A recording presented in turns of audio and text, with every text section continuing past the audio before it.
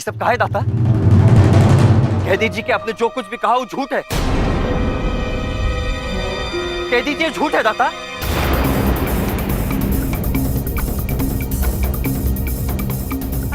दाता, आप कुछ बोलते क्यों नहीं? कह दीजिए कि हमारा बाप नहीं।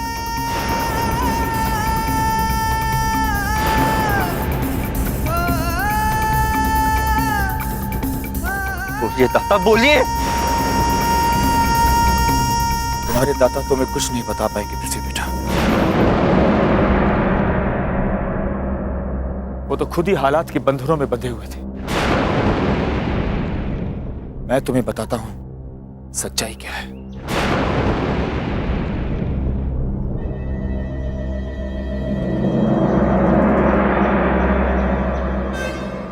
रामधारी और मैं कॉलेज के जमाने से दोस्त थे। एक बार जब वो मुझे अपने इस गांव में लेकर आए तो उन्होंने मुझे निर्मला यानी तुम्हारी मां से मिलवाया। हमें एक दूसरे से प्यार हो गया और फिर रामधारी ने ही गांव के एक मंदिर में हमारी शादी करवा दी। हम सब बहुत खुश थे इस शादी से और यही खुशखबरी अपने माता पिता को देने में शहर गया, लेकिन वहां कुदरत को शायद कुछ और ही मंजूर था।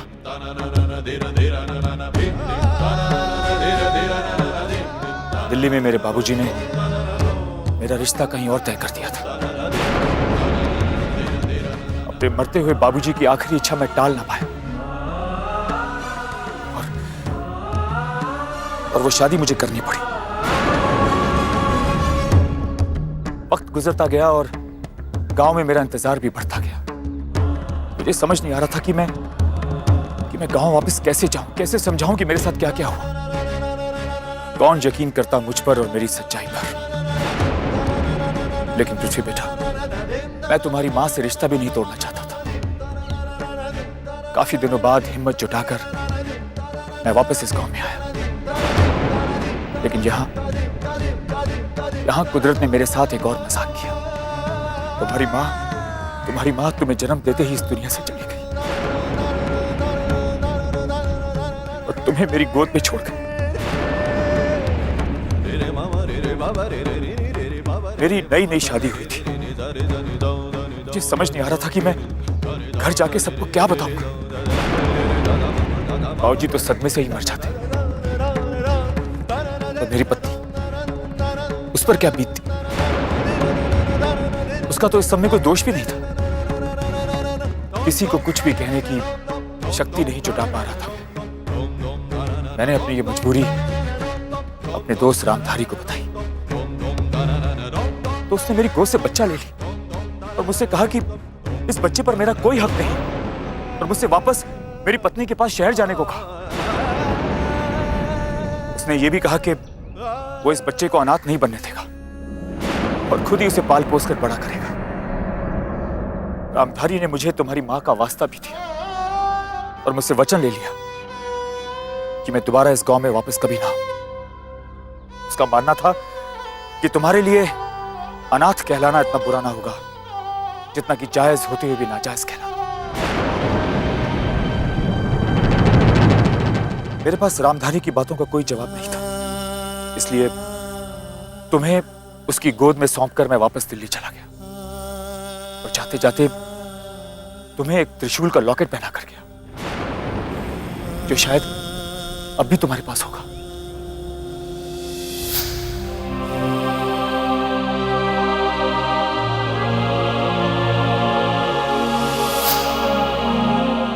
मैंने रामधारी से वादा किया था मैं दोबारा कभी इस गांव में वापस नहीं आऊंगा, इसलिए अपने दिल पर पत्थर रखकर इतने साल मैं तुमसे दूर रहा।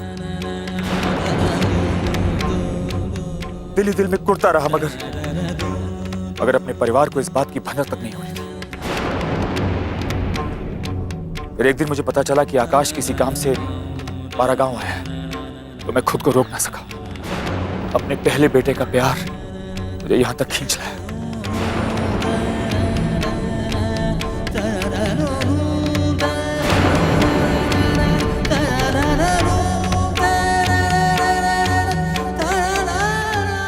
बस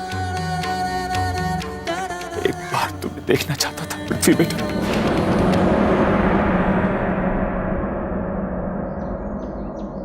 मन कहिए मुझे अपना बेटा।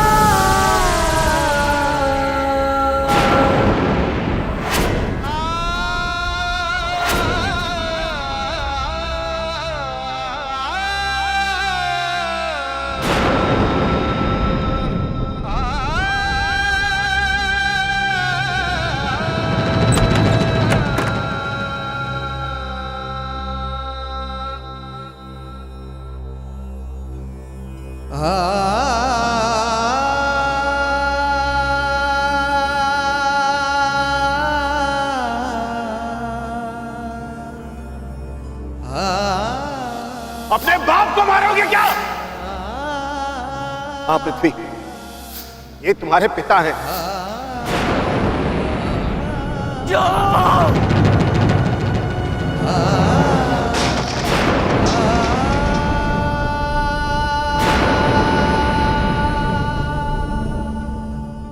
क्योंकि आपने सदा था सारी जिंदगी हमसे झूठ बोलते रहे। क्यों?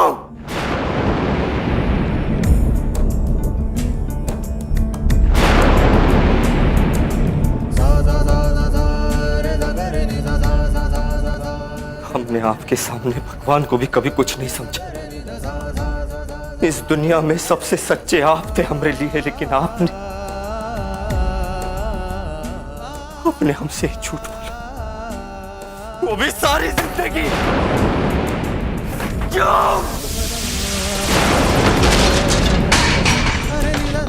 क्यों? क्यों?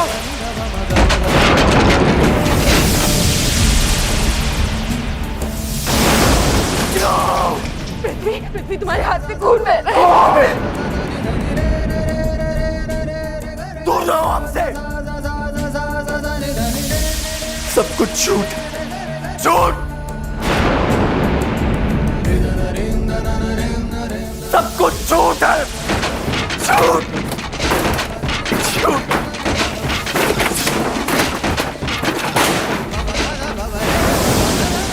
20 साल पहले हमने तुम्हारे साथ शादी कर दी गई,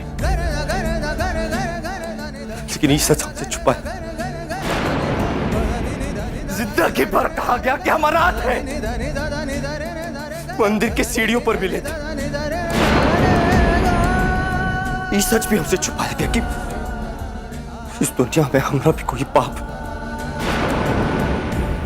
सिर्फ झूठ बोला गया हमसे, सिर्फ झूठ।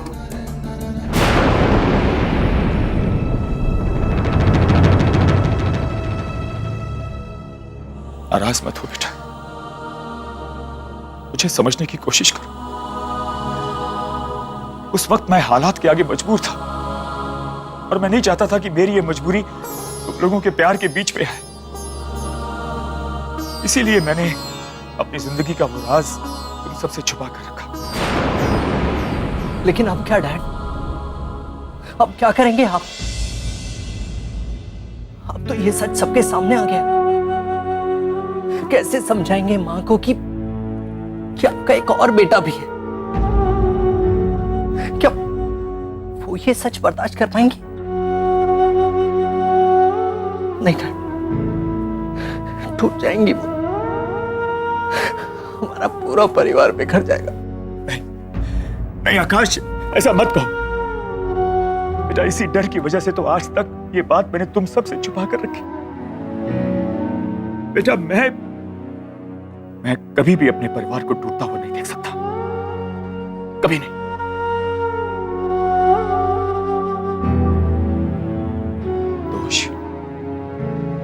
दोष मेरी किस्मत का था या वक्त का,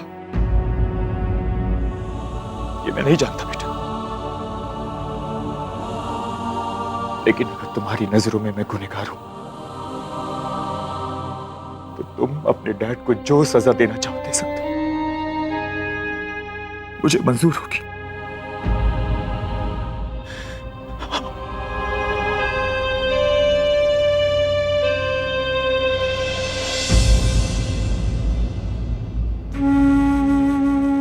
यहां हर कोई अपनी खुशी और अपना मतलब देखता है, अपने मतलब के लिए सच छुपाता है और अपने ही मतलब के लिए सच बोलता है। मतलब भी दुनिया है साली, और हम बेवकूफ बेवजह इन सब के लिए मरे जा रहे थे। लेकिन बस अब और नहीं।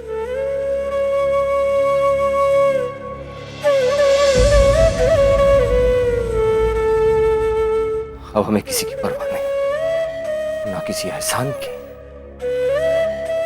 ना किसी रिश्ते की। अब हमारे लिए किसी भी जज्बात की कोई कीमत नहीं।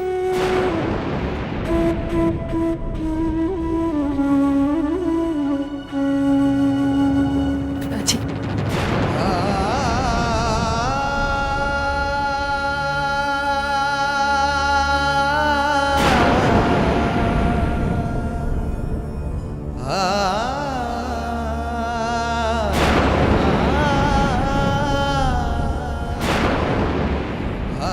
पिताजी, इस वक्त तुझसे कोई बात मत कीजिए। इस वक्त प्लीज आप यहां से चले जाइए।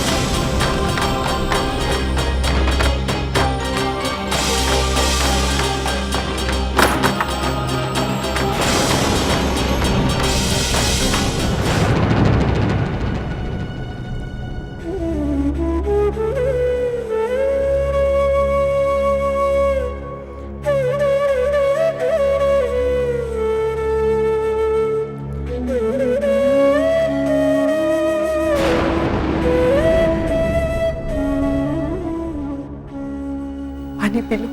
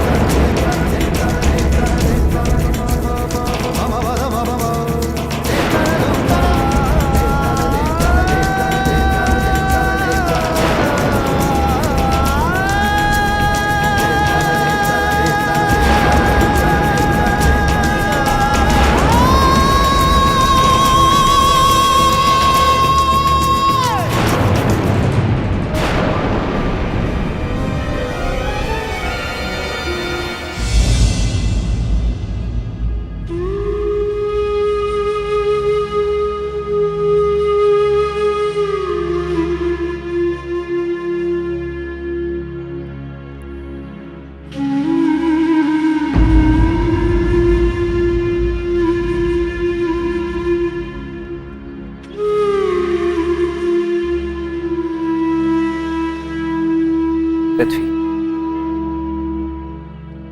तुम्हारे साथ जो कुछ भी हुआ उसके लिए मैं डैड की तरफ से तुमसे माफी मांगना चाहता हूं।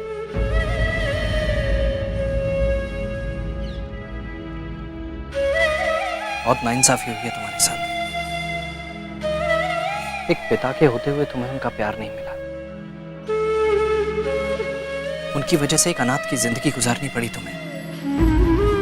जिंदगी में जो कुछ भी मुझे मिला उन सब चीजों पर तुम्हारा भी हक था।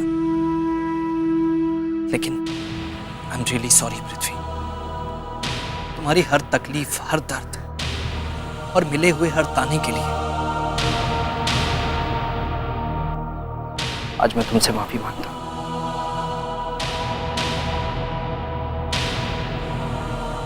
और तुम जानते हो, डैड भी इस बात से बहुत शर्मिंदा है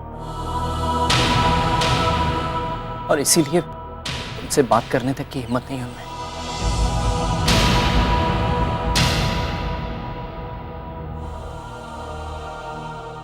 वो भी तुमसे माफी मांगना चाहते हैं।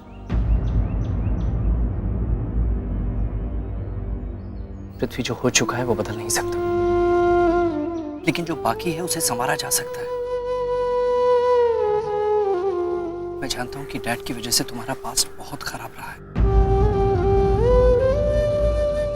लेकिन उनकी वजह से तुम्हारा फ्यूचर बन सकता है।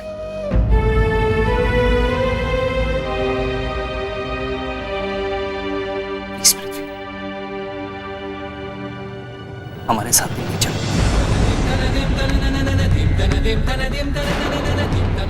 तुम्हारे अपने घर, अपने घर।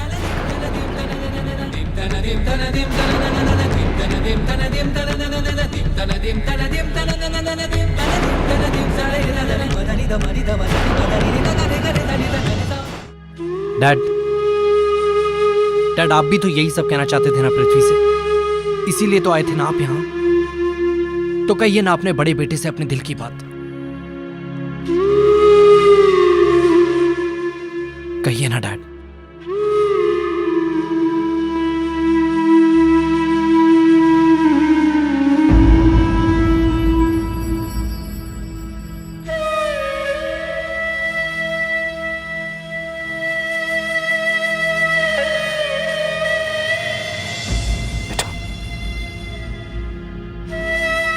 अपने बाप को प्रायश्चित का एक मौका दो।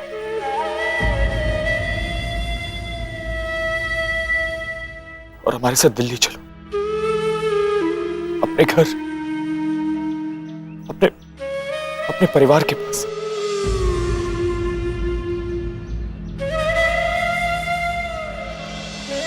पृथ्वी बेटा,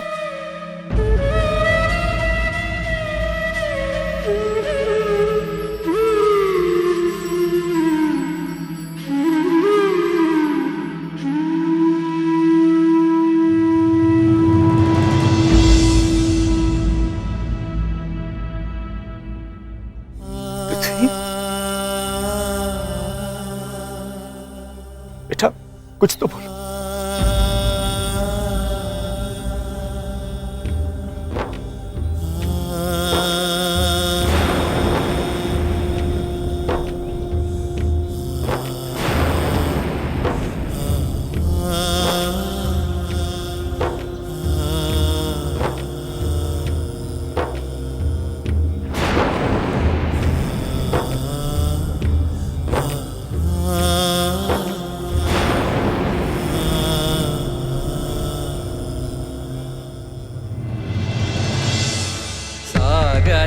దని మద సారే గరే గరే సా సా దని మద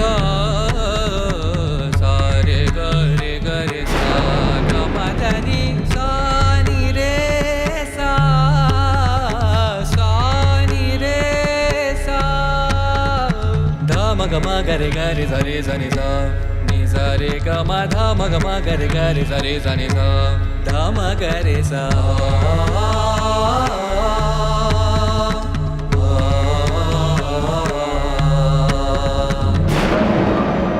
रुक जाइए, रुक जाइए। हम आपके साथ दिल्ली चल रहे हैं।